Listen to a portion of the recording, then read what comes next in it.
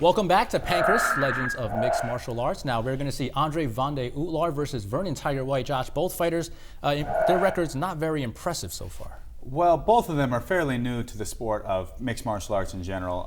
Although the one thing to be said is Oetelaar is going to come in with a sizable reach and strength advantage, and size advantage too. All right, let's see if that size advantage helps him win the match. Vernon Tiger White versus Andre Vande Oetelaar. And here we see Andre Vande Oetelaar, like Bas Rutten, also from Holland. But Josh, obviously Andre Vande Oetelaar, not the caliber of a fighter that Bas Rutten. No, and I don't believe he comes from a striking background as Bas does either. I believe he's actually more of a grappler. And Vande Oetelaar 0-2 in his career. He's yet to win a fight.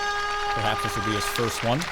And it'll come against Vernon Tiger White, who, and actually, Josh, what is he doing right there? That looks very peculiar. I'm not too familiar. Maybe it's a derivative of whatever style of grappling, or maybe judo or jiu-jitsu that he has practiced with Holland. But your guess is as good as mine. And I will not take that guess. Vernon Tiger White 1-3 so far, and he actually just got married over the summer. If any of you want any updates on that. Well, I guess that means he's certainly not retired from fighting. No, definitely not. And as the fight starts, we see both fighters, perhaps not the most skilled in Pancrase, but sometimes when you're trying to grow yourself, it's not always smart to fight the best. You might want to fight someone on your own skill level. Certainly, I think it's an even match between the two of them. Oetelaar there working for a headlock position and maybe a arm lock or neck lock from there.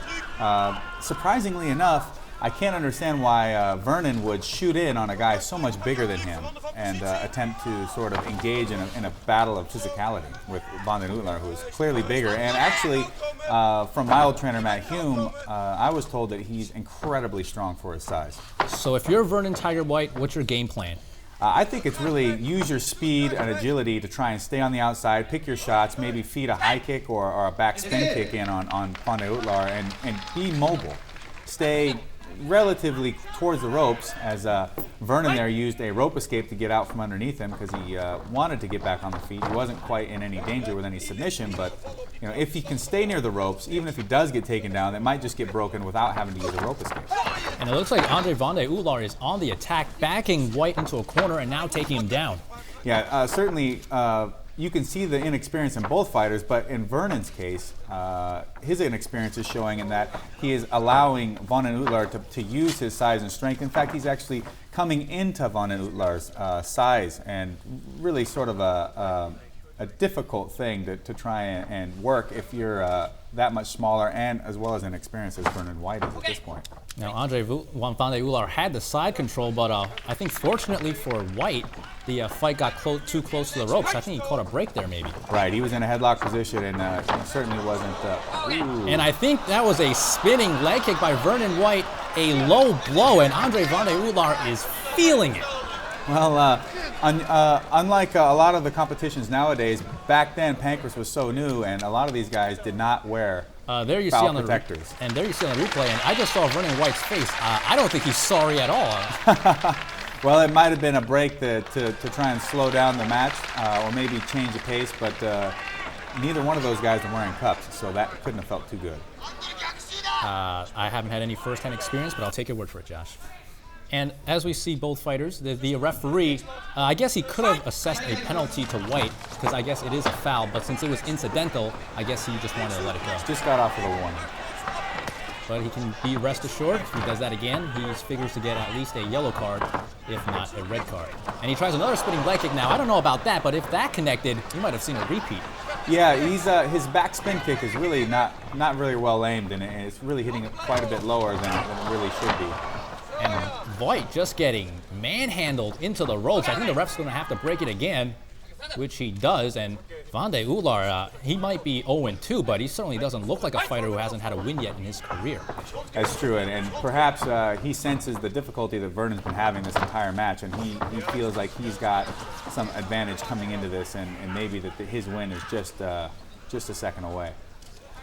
Andre working on the arms, but also body shots of Vernon White. Now, he might not get knocked out by a body shot, but over the course of a match, which might last as long as half an hour. Those body shots do accumulate, Josh. Oh, for certain. And body shots can take the will out of your fight.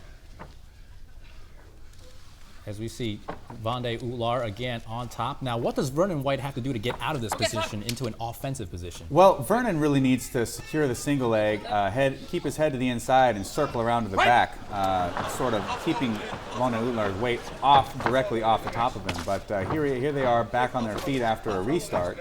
Vernon sort of chipping in the kicks, but really not too confident in his strikes, as I can tell. And if you're Andre Vonde Oetelaar, you might want to keep Vernon in the center of the ring. The ref has broken the fight many times for a restart because they're getting too close to the ropes. Yes. If I'm Vonde Oetelaar, I want to get a hold of Vernon after eating a right shote there, right up against the left eyebrow of Vonde Oetelaar. He might be bleeding, Josh. Yeah, I think he might have cut him with that shot. But Vonde Oetelaar's got to, once he gets a hold of Vernon, he needs to pull him back towards the center of the ring so that he can keep him on the mat there and continue to put his size on him. The doctor takes a look at Vonde Oetelaar and decides he is fit to continue to fight.